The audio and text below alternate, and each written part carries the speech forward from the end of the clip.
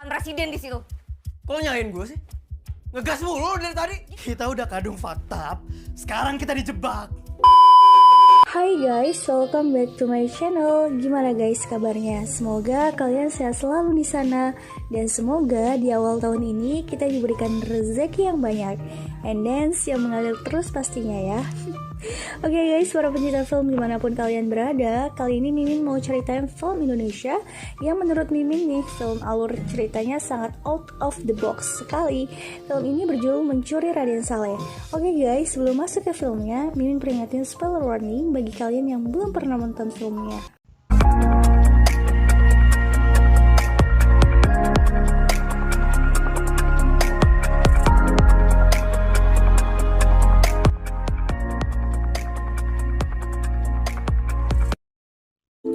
Film ini diawali dengan Piko, seorang mahasiswa seni rupa yang pandai melukis. Piko sedang memalsukan lukisan karya Widayat yang akan diberikan ke temannya bernama Ucup. Ucup seorang mahasiswa dan juga seorang hacker yang pandai main kripto, serta sering jual barang-barang palsu dan branded. Ucup menjual lukisan Piko kepada seorang kurator lukisan yang bernama Dini. Dini mendapat keuntungan banyak dari lukisan milik Piko seharga 900 juta. Piko memiliki kekasih yang bernama Sarah. Sarah seorang mahasiswa yang juga jago pencaksilat. Sarah ingin mengikuti PON untuk melanjutkan beasiswanya. Sarah tinggal sendiri bersama omahnya di sebuah rumah dinas. Kata Oma Sarah, mereka tinggal 1 tahun lagi bisa tinggal di situ. Ayah Piko dipenjara karena terjerat kasus pencurian bank yang dilakukan oleh temannya. Piko mengunjungi ayahnya tiap seminggu sekali. Ayah Piko lalu bercerita kepada Piko bahwa ada pengacara yang bisa membantu kasus ayahnya agar bisa keluar dari penjara, tapi dia meminta imbalan uang sebesar 2 miliar. Akhirnya Piko dan Ucu pun mencari cara dengan meminta Nini untuk menambahkan uang kerjaan lukisan palsu mereka. Namun Dini malah menawarkan sesuatu yang lebih fantastik dari itu, yaitu mereka harus membuatkan lukisan penangkapan Pangeran Diponegoro karya Raden Saleh. Awalnya Piko menolak, tapi karena uang 2M yang ditawarkan oleh Dini, akhirnya Piko menerimanya. Di sisi lain, seorang poluan bernama Sita melaporkan kepada bosnya bahwa banyak sekali yang melaporkan adanya pemalsuan lukisan. Namun bosnya belum menjadikannya kasus yang serius. Di sisi lain, Gofar dan Tuk-Tuk, anak dari tukang bengkel yang sewa di tempatnya Piko, mengikuti balap liar agar mendapatkan uang untuk membangun bengkelnya sendiri. Di tengah pertandingan, Tuk-Tuk sang driver hampir menang. Lalu sang bandar judi Vela menawarkan Gofar untuk all-in uangnya. Akhirnya Gofar pun all-in. Sangat disayangkan. Ketika hampir di garis finish, malah mobil yang dinaiki Tuk-Tuk koplingnya rusak. Alih-alih pingin buka bengkel sendiri, malah harapannya putus. Akhirnya mereka pulang dengan rasa sedih dan juga takut dimarah bapaknya. Scan pun beralih ke Piko dan Ucup yang sibuk menyelesaikan membuat lukisan Raden Salehnya.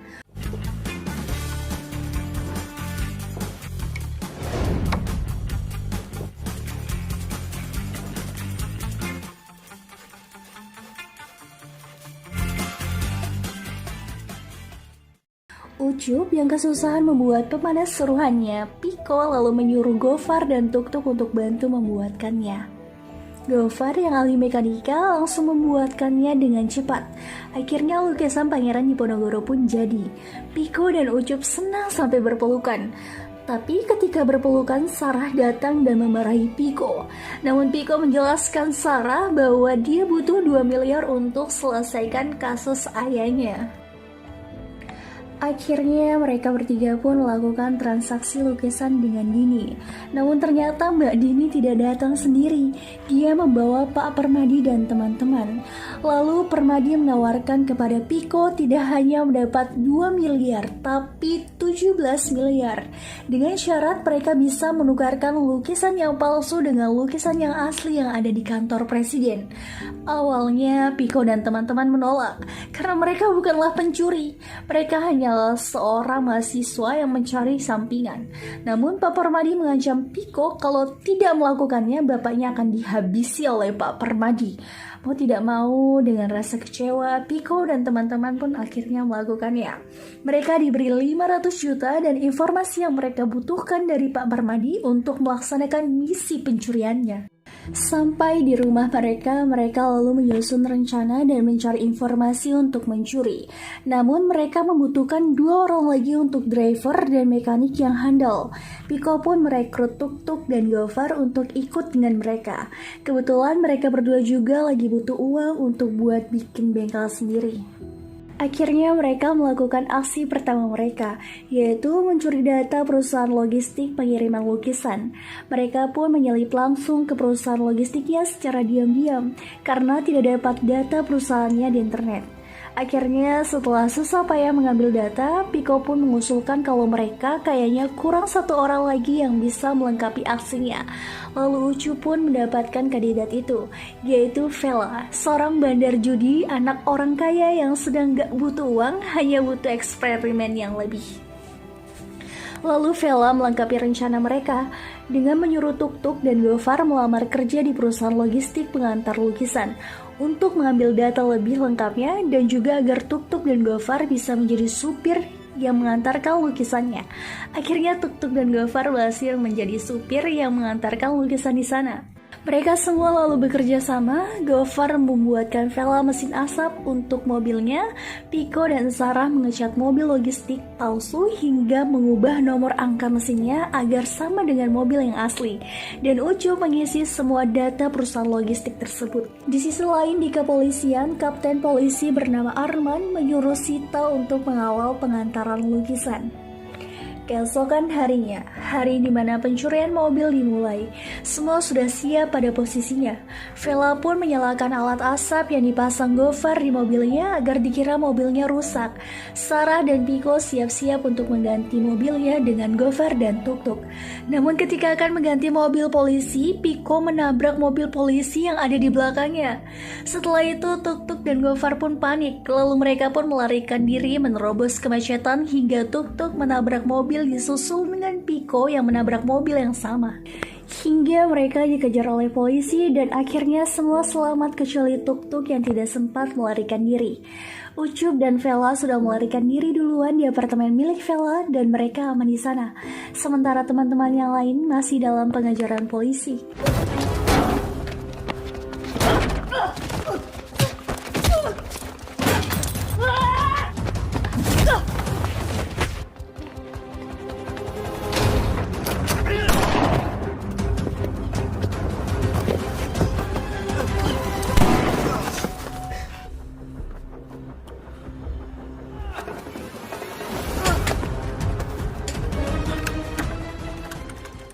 Di apartemen Vela menjelaskan ke Mas Gito masalah mereka, dan Mas Gito akan mencari tahu kondisi di luar. Mas Gito mengabari bahwa Tuk-Tuk tertangkap, dan identitasnya Ucup sudah diketahui polisi. Di sisi lain, Sarah, Piko, dan Gofar akhirnya bertemu di base camp mereka. Di markas kepolisian, polisi bingung membedakan mana lukisan yang asli dan palsu. Akhirnya kepolisian menyuruh kurator lukisan yaitu Mbak Dina yang akan membedakan lukisan asli dan palsunya. Keesokan harinya Mbak Dina membedakan mana yang palsu dan asli. Namun Mbak Dina mengambil lukisan yang asli dan memberinya kepada Pak Permadi dan yang palsu dipajang di Galeri Nasional Tahunan. Keesokan harinya Piko mengunjungi Galeri Nasional Tahunan, dan ternyata yang dipajang bukanlah lukisan yang asli tapi lukisannya dia. Akhirnya Piko bertemu dengan Vela dan Ucup yang juga mengunjungi Galeri Nasional. Akhirnya mereka semua bertemu di base camp kecuali Tuk-Tuk.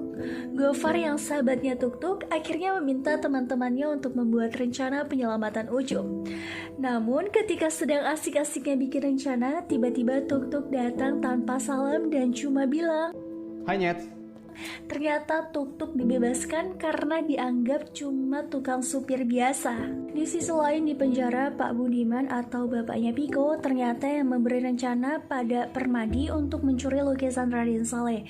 Pak Budiman meminta agar Permadi mencarikan hakim agar bisa dia bebas dari penjara. Namun Permadi hanya membayarkan pengacara untuknya. Pak Budiman ingin buka mulut pada rencana Permadi, namun karena anaknya Piko terlibat dalam kasus tersebut, akhirnya Pak Budiman hanya bisa diam dan menerima kenyataan. Keesokan harinya, akhirnya Pak Budiman dibawa oleh pengawalnya Pak Permadi keluar dari penjara dan akhirnya Pak Budiman bebas dari penjara. Di sisi lain, Ucup, Piko, dan kawan-kawan yang sudah berkumpul semua merasa hanya diperalat oleh Permadi. Akhirnya mereka buat rencana untuk mengambil lukisan Raden Saleh di rumahnya Permadi. Rencana pun dimulai. Awalnya Sarah dijadikan umpan untuk bisa ngedate dengan Rama, anaknya Permadi, agar bisa diundang di acara ulang tahunnya Permadi. Lalu Vela akhirnya membeli tempat dan menjadi vendor untuk acaranya Permadi. Lalu Gofar dan Tuk-Tuk membawa Ucup dan Piko ke ruang server agar bisa menguasai CCTV Permadi. Setelah masuk dan menguasai CCTV, akhirnya Ucup dan Piko bergegas untuk mengambil lukisannya. Untuk keluar dari dalam, mereka membuat chaos dengan menggunakan alat asap milik Gofar. Namun ketika hendak dinyalakan, alatnya rusak. Akhirnya Sarah mengambil alih untuk membuat chaos. Namun chaos yang dibuat Sarah kurang besar dan hanya menjadi tontonan orang-orang. Hingga akhirnya alat Gofar pun kembali nyala. Dan alarm tanda kebakaran di rumahnya Permadi pun nyala dan membuat orang-orang berlari keluar. Dan akhirnya Ucup dan Piko berhasil membawa lukisannya keluar. Namun di tengah perjalanan, Piko dan Ucup dihadang oleh beberapa pria bertopeng yang ingin mengambil lukisannya juga. Yang ternyata salah satu dari pria bertopeng itu adalah ayah Piko, yang dari tadi ternyata punya rencana yang sama ingin mencuri lukisannya. Akhirnya Piko pun menyerah dan memberi lukisan ke ayahnya. Namun ini yang bikin film ini mind blowing. Ternyata lukisan yang ayahnya Piko bawa bukan lukisan Raden Saleh, tapi lukisan lain yang dipajang di kamarnya Permadi. Lah, lukisan Raden Salehnya di mana? Lukisan Raden Salehnya dibawa oleh Vela dan lain-lain. Di ruang server, Ucup telah memasang laptopnya, yang jika dipencet, lampu akan mati. Nah, ketika lampu mati, disitulah waktu yang tepat untuk Gofar dan Tuk-Tuk mengambil lukisannya lalu dibawa dengan gampang. Lalu setelah itu, Mbak Dina yang melihat mereka melakukan aksinya, akhirnya menawarkan mereka calon pembeli yang ingin membeli lukisannya dan dihargai dengan 150 miliar. Mereka langsung senang, gembira, dan pingin jungkir balik. 150 miliar. 150 miliar. Film pun selesai. Belum. Di post credit scan terlihat Sita polisi mendapat base camp mereka yang sudah tidak berpenghuni. Selama ini Sita sudah mendapatkan informasi tentang Ucup, Tuk-Tuk, dan skema wajahnya Sarah dan Piko. Oke guys, itu tadi film Mencuri Raden Saleh yang sangat mind-blowing.